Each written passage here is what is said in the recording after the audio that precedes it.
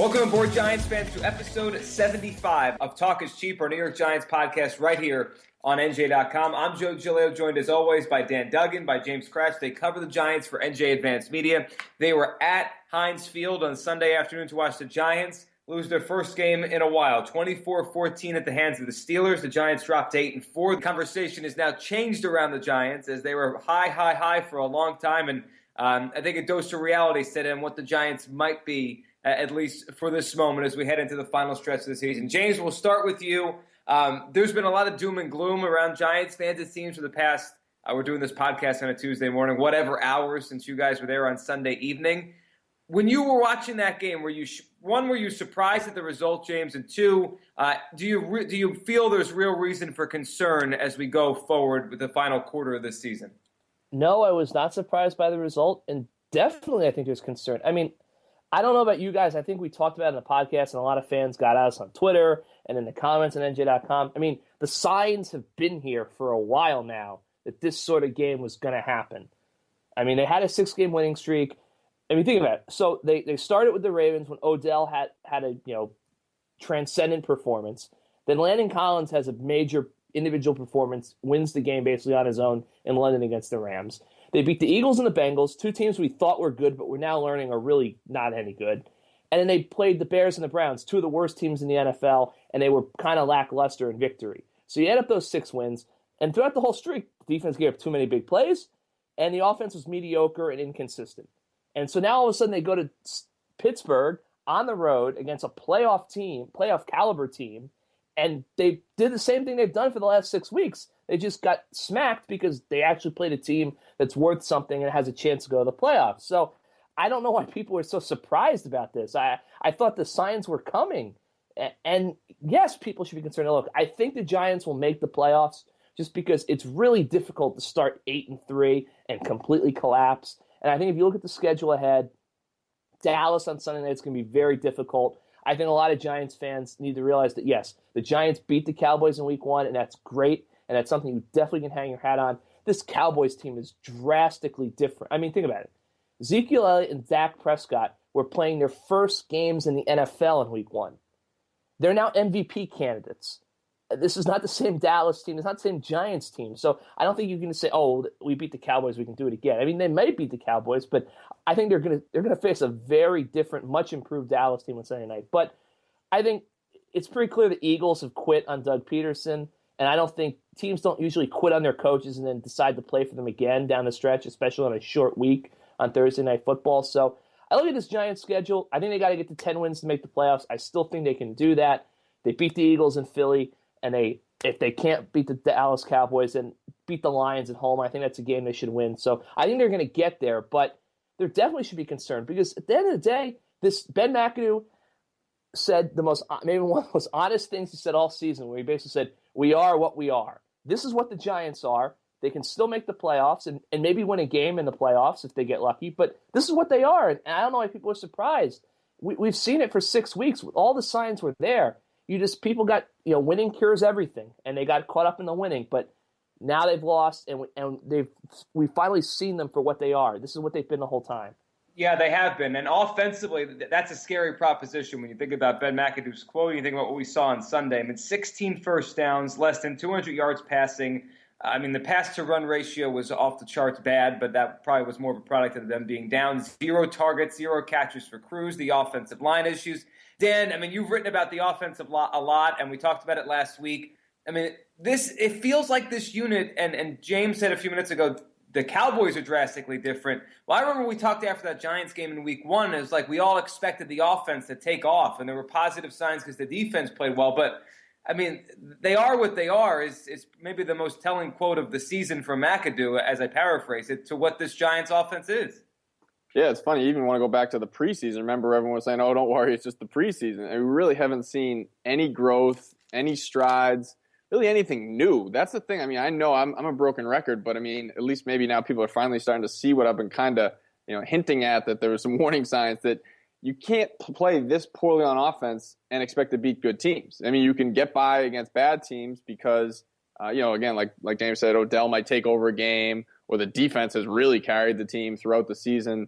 But you just can't expect that formula to win against, good teams. And it's funny because last week we came on and said they're going to lose to the Steelers. The Steelers, have some offensive weapons, so you're not going to be able to just shut them down. And a lot of people disagree with us, which is fine. You're fans, but it wasn't really that hard of a formula to see that it was going to probably come to an end in Pittsburgh. And again, going back to your first question, I don't think it's time to panic because this wasn't a 13-3 type of team. I mean, they were going to lose some games. I think that James said they'll probably right the ship.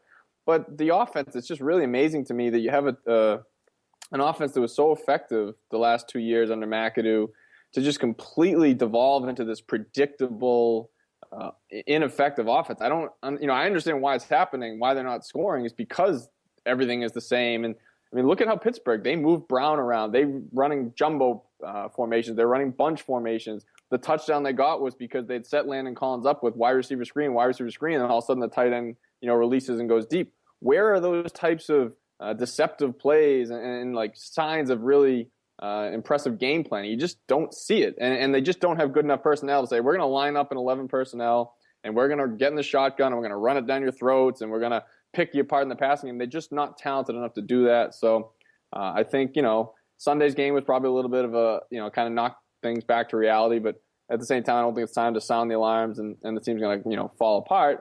It's just kind of a, reality check of where they are. Yeah, and it's not in a good place. I mean, they're 8-4 overall. They're in a good place considering this season, but offensively, they're not in a good place. And James, when you look at the offense, where does the blame lie for you? Dan was just talking about the lack of creativity. We know the offensive line has its limitations. They do not run the football well.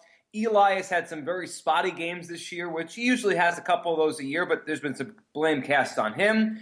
Victor Cruz did not even get the ball anywhere near him, and it feels like he's being phased out a little bit here based on the snap counts. I mean, when you look at this offense, why can't they score? That's a great question. I've been asked a lot over the past few days, and I don't think there's any one dead giveaway eureka, that's the reason why they can't score. I think it's a lot of little things adding up. They can't run the ball, and one of the reasons why they can't run the ball is because they don't have a fullback. And to this day, I think at the end of the day, whenever this season's over, whatever the Giants may do, I think that's one of the major questions that Jerry Reese is going to have to answer, in my opinion, once the season's over. He probably won't answer it or try to brush it off. But why didn't this team, when you lost Will Johnson and when you lost Nikita Whitlock, why didn't they go out and get a fullback? I mean, there are guys out there. I mean, I understand that, it's not a given, but there are people out there. I mean, this is a blocking tight end, and that goes back to the same thing. The tight ends, I think Will Tye and Jarrell Adams have promise, and they can be really good. They can be good players, contributing players for the Giants, and their blocking has made progress, but they don't have that blocking presence. So that's one of the reasons why they can't run the ball. The offensive line has struggled, no doubt. I don't think the offensive line is the biggest reason for this. I think the offensive line has been pretty similar to what they were last year. They weren't great, but they weren't atrocious. They kind of plugged along, and I think Eli's ability to get rid of the ball quickly is kind of accommodated the line for what its deficiencies and what its strengths are. Eli hasn't played very well. I don't think he's had a horrible season, but he hasn't had one of his best seasons either. I think a lot of us, myself included, expected him to have a really big season his third year in the offense. I think play calling is an issue. I find it very hard to believe that Ben McAdoo was completely overwhelmed as a head coach because they are 8-4, and I don't think that he suddenly forgot to call plays overnight. I think another issue is, last year that defense was atrocious, but they set the Giants up on a ton of short fields and a ton of favorable situations with takeaways. This year, the Giants have capitalized on some of those takeaways, but they really haven't capitalized as much as they should have, which I think has also contributed to the low scoring total. So, and Beckham, obviously, I think the Beckham, Shepard, Cruz thing, for whatever reason, they still have not figured out a way to get all three of those guys involved at the same time, but still tilt more of the targets toward Odell, which obviously you want to do because he's the best player on the team. So I just think it's like a death by 1,000 paper cuts. It's just a lot of little things that are adding up, and they're really things that 12 games in December, you really can't fix them. You just got to kind of manage them and hope for the best. Dan, when you look forward here, last 4 games of the season, do you think the fact that they are so one-dimensional is going to hurt them and continue to hurt them? I mean, look, if they get Eli rolling and they protect him, you would think it doesn't matter if the defense knows they're going to pass because he has so many weapons. Conceivably, he'll still make plays. But some of the numbers for the running game this year, I mean, it's one of the worst, if not the worst, in the NFL. Maybe if the Vikings didn't exist, I think we probably could say they're the worst rushing attack in the NFL, really, regardless of what they do or try. I mean, it's a bad rushing team.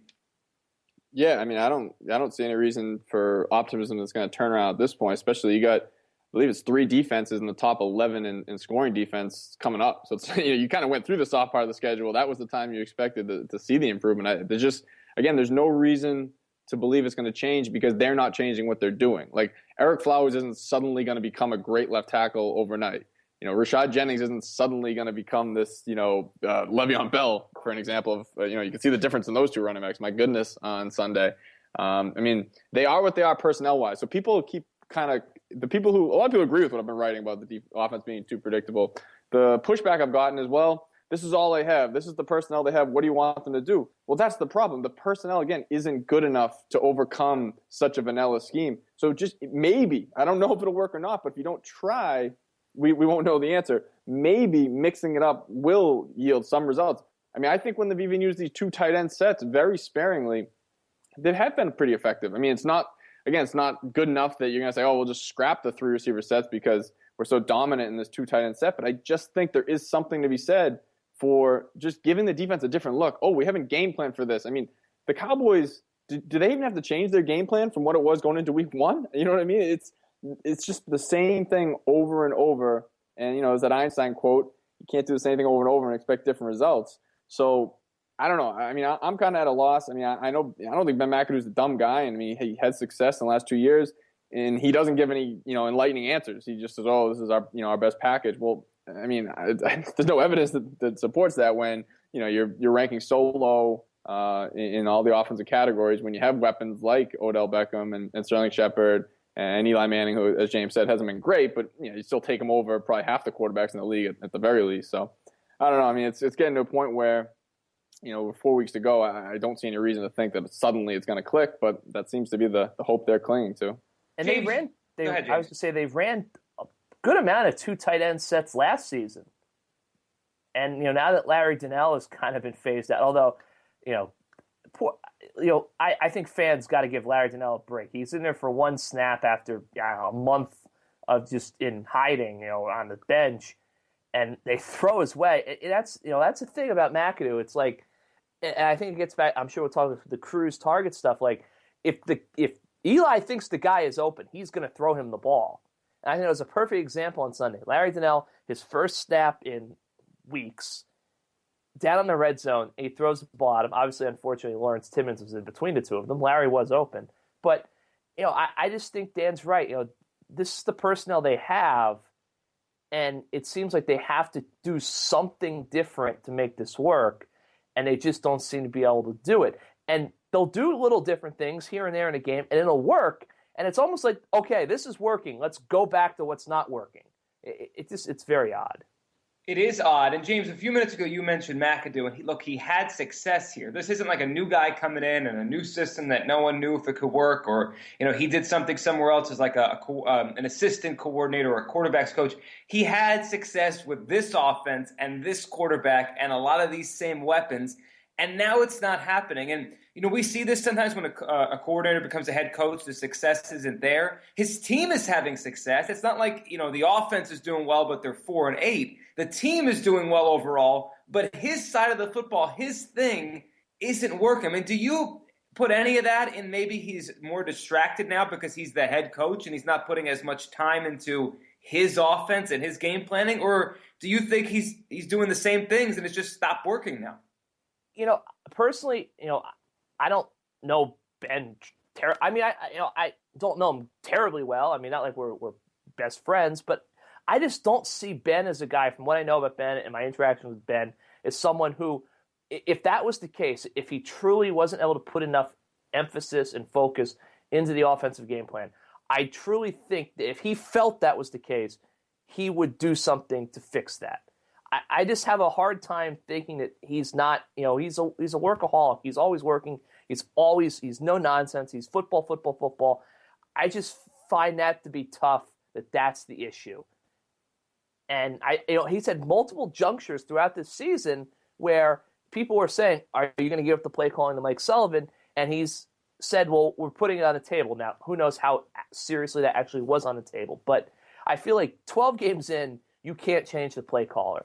If they had come back after the Green Bay game and said, all right, we need to make a change, I think you probably could have executed that there. But now it is what it is. Ben McAdoo is just as much of the personnel as the wide receivers and the tight ends and the no fullback in the offensive line now.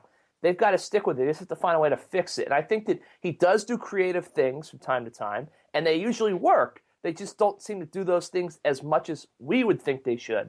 So, I mean, look, he's got 4 games. It's a 4-game season now. He's got to make the playoffs. I think that's the goal in front of this team. Get to 10 wins, get into the playoffs. Everything else is gravy.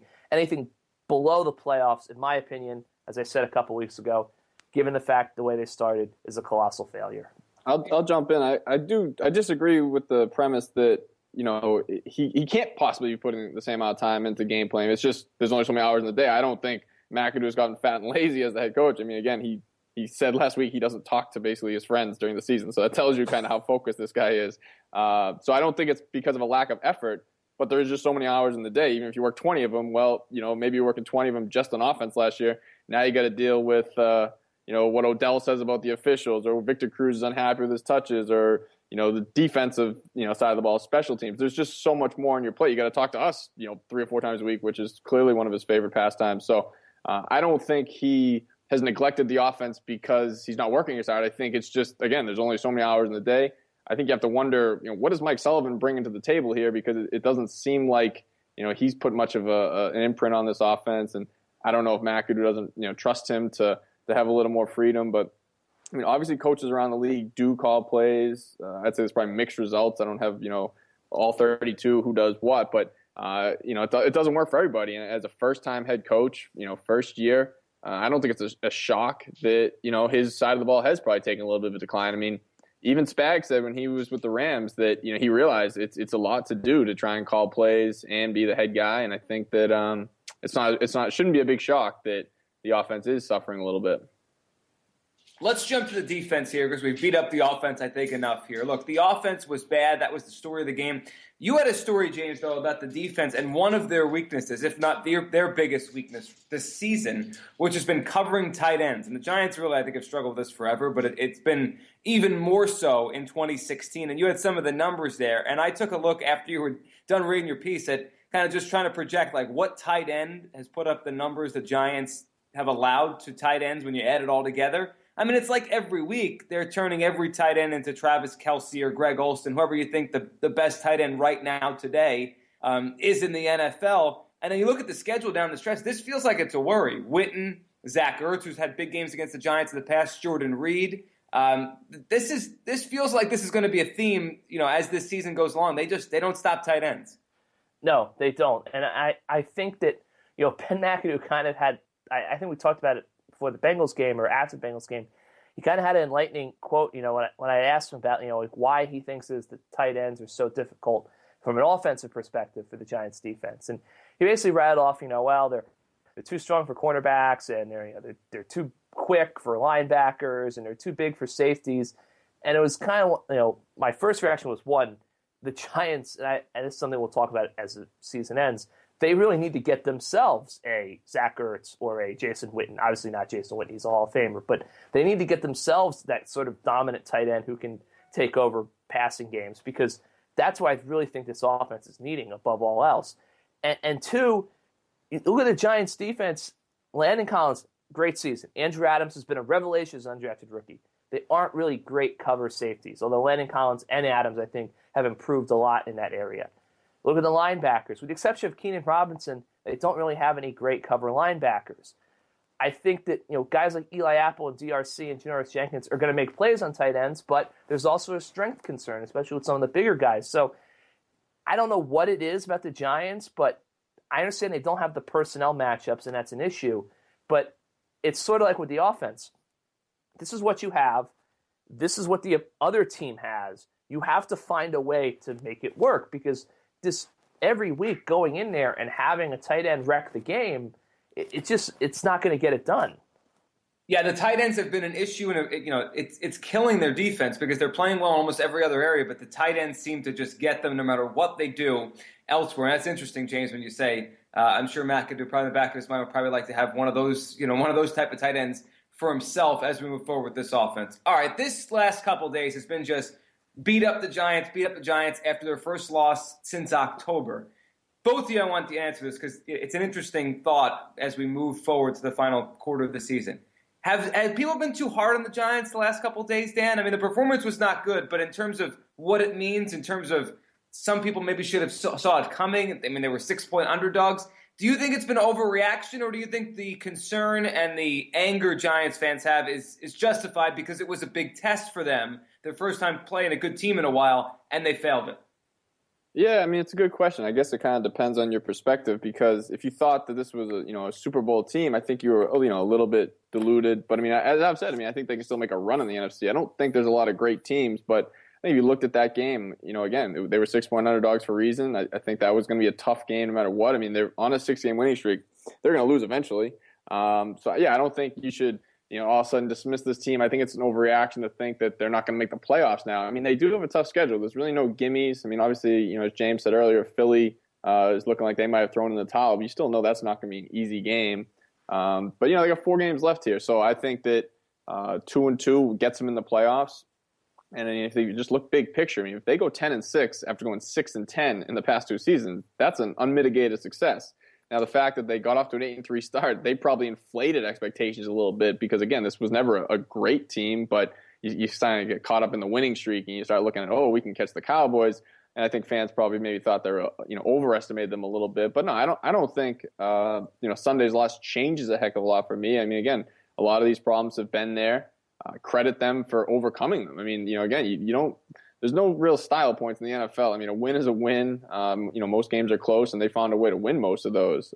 So credit them for that. I mean, obviously it's gonna be a tough stretch here, but again, if they go 2-2 and get in the playoffs at 10-6, like James said, anything else after that is gravy. So I think there probably is an overreaction. That tends to be the case, and especially I said this the other day. This team never really seems to just lose quietly. Like when I went down to that locker room after the game, it was kind of like, they got beat by a team that played better than them. It really wasn't a lot of juicy storylines in my head. And then you kind of get Victor Cruz popping off about not getting any targets, and you have Odell popping off about the officials. I mean, those were kind of man-made problems that they brought on themselves. I mean, I really didn't think that there was much about this game, like I said, that was juicy. So that kind of feeds into the overreaction. But yeah, at the end of the day, I don't think it was a loss that should doom this team. James, for you, overreaction by fans and everyone around the Giants, or is this this was coming here? I think it's New York. It's always going to be an overreaction, especially when, as Dan said, you have a game that's kind of ho-hum, and then you go down to the locker room, and, I wasn't there for Victor Cruz. I was there for Odell Beckham. I mean, those are things that are going to kind of, push the story forward and get us into Tuesday and Wednesday and stuff. But no, look, I think at the end of the day, it was an overreaction in the sense, I think Dan's right, expectations got very high at 8-3. But I also think once the overreaction kind of subsides, I think this game really struck home the reality. The Giants' offense is mediocre at best. They've been really bad since I think the NFL Network had some stat like week 7. They've been the 30th ranked offense in the NFL. And the defense, tremendous strides by that defense this year, especially from where they were last year. But they're still, I think they're ranked 17th currently. I think they were 16th going into Sunday's game. Look, they are, I can't even begin to describe how much better they are than last year. But at the end of the day, they're still a middle-of-the-pack defense.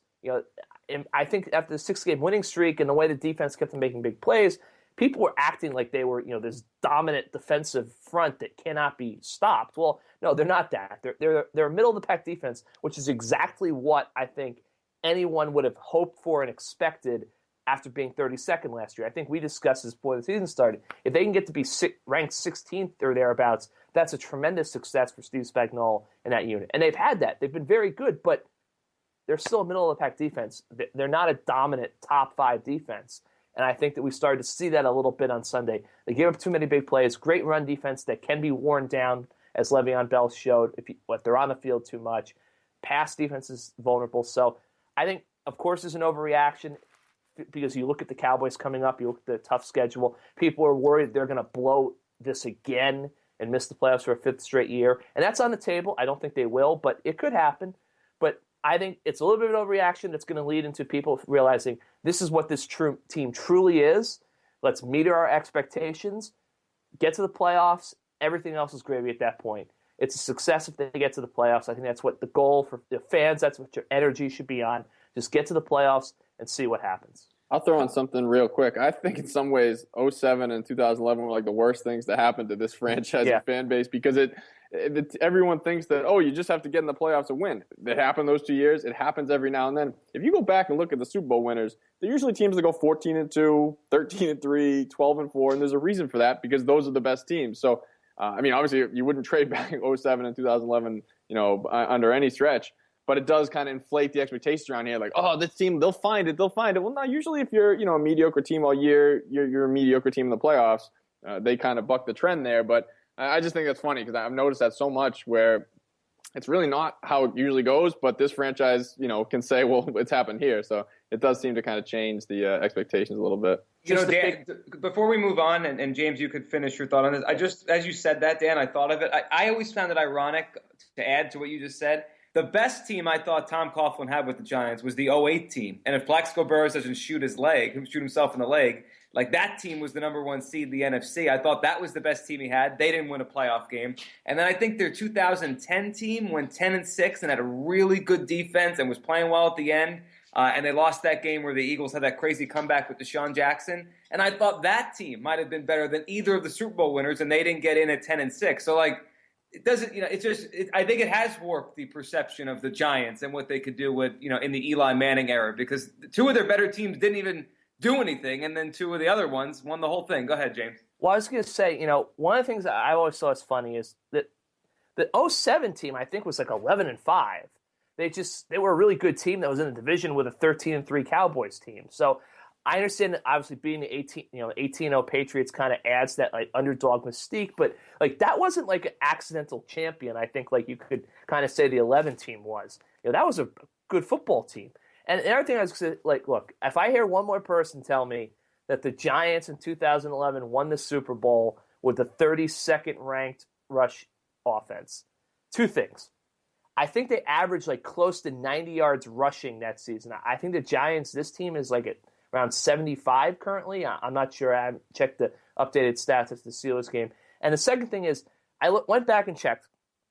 Over the 6-game winning streak to end 2011, the 2 games at the end of the year, the Jets, Cowboys, and the playoffs, they averaged 115 yards a game. Mm-hmm.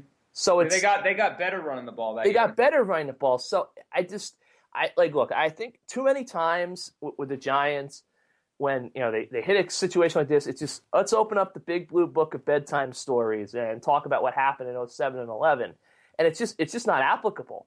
I think especially with that run stat, I just don't think that's a legitimate comparison to make at all, because that Giants the NFL was totally different back then.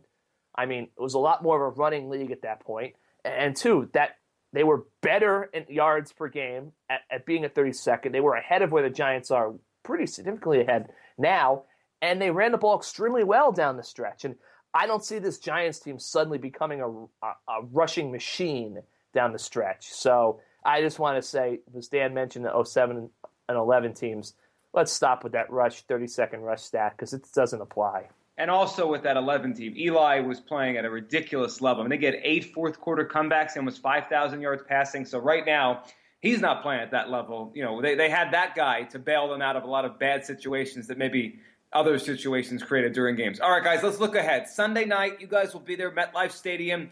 2 weeks ago, we thought if the Cowboys had dropped a game and the Giants had continued to win, this could be, for everything, for first place in the East, for the number 1 overall seed. Things have changed. The Cowboys are 11-1. The Giants are 8-4. I don't think anyone's really thinking about the Giants coming back to somehow catch the Cowboys to win the NFC East.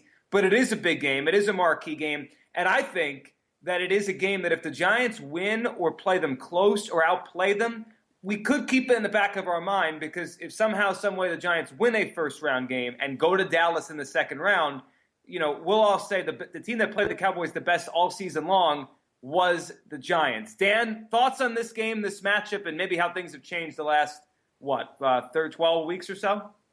Yeah, well, I mean, obviously, I don't think anyone left Dallas that day thinking this team's never going to lose again. So there's been a huge surprise. And as you guys talked about earlier, the two rookies clearly are better players now, or just more comfortable. I mean, they're always a talent, but I'm still pretty surprised. I mean, you watch the Cowboys and they just kind of find a way. They're almost like a better version of the Giants in the sense that they grind out a lot of these games, but they certainly find a way to win. And they obviously have a better formula when you have clearly the best offensive line in the NFL and Ezekiel Elliott. I mean, I know there's a lot of tendency to say, oh, anyone can run behind that line. Well, then you haven't watched this guy because he's as physically gifted as probably any running back in the league. I mean, he punishes tacklers. So the thing is, I do think the Giants match up fairly well against them. I'm not expecting a win on Sunday, but I would be surprised if it's as ugly and lopsided as that Steelers game is, just for the fact that the strength of the Giants defense is their run defense.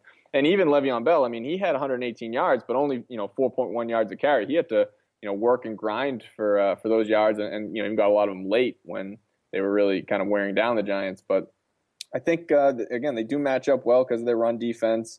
The Cowboys' defense probably doesn't get enough recognition. It's pretty good, but it's not world beaters. I think the Giants should be able to move the ball, but again, I've been saying that for 12 weeks and been proven wrong most weeks. But I do think it's a good matchup for the Giants. Obviously, a big game, not quite as big as it could have been. If we were really looking at the NFC East kind of being on the line. But it should be another playoff type atmosphere. Again, it's a game obviously the Giants are going to be up for, so it should be fun to see. James, your thoughts as we head towards the biggest game the Giants have on the schedule for right now, which every week is the biggest game until they clinch a spot. That's very Kyle Flood-esque. No, I think that, as I mentioned earlier in the show, this is a very different Cowboys team. It's a very different Giants team. I think it's going to be a really fascinating barometer for the Giants. They're going to be at home. Division is not going to happen, but they could make a major statement. They could really, really help themselves down the stretch in terms of the playoffs and tiebreakers if they beat the Cowboys. I think if they beat the Cowboys, they're pretty much going to the playoffs. I would find out very hard that they wouldn't be able to scratch out one win over the final 3 games from there. No, I'm just intrigued because I think this Cowboys team, this is a game that could be really close, a classic game. I think the Cowboys could also come into MetLife Stadium and punch the Giants on the face and really, really, really beat them up, which is something we haven't really seen so far this year. Ezekiel Elliott, they saw the worst game of his career. I mean, he's averaged 5 yards a carry since week 1. Dak Prescott hasn't thrown an interception in 5 weeks. The Cowboys have one of the best offenses in the NFL. The offensive line is dominant, and the Giants are banged up on the defensive line. So it's going to be a really tough matchup for the Giants. I think we're going to learn a lot about where this team is, especially after the loss in Pittsburgh. Can they bounce back? Because if they don't bounce back and they win, and they lose ugly, 8-5, I think that you really could start to see a tailspin, and things are going to really get hot around here. So it's a big test for the Giants. It is, and the pressure would be very, very hot heading into that game against the Lions before the 2 road games to finish it off. Guys, as always, thanks for doing this. It was an interesting week. Finally, we had something different to talk about. We'll see if the Giants can change the conversation again. Dan, thanks as always for doing this. Yeah, thanks a lot, Joe. Thanks, James. You got it, Joe. And thanks to all of you for listening to episode 75 of Talk is Cheap. We'll be back next week with you after the Cowboys game to break down where the Giants sit in the NFC postseason race. You can always subscribe on iTunes, Stitcher, SoundCloud, anywhere you listen to podcasts. We're there. Leave a rating. It helps us grow. We'll be back next week right here on NJ.com.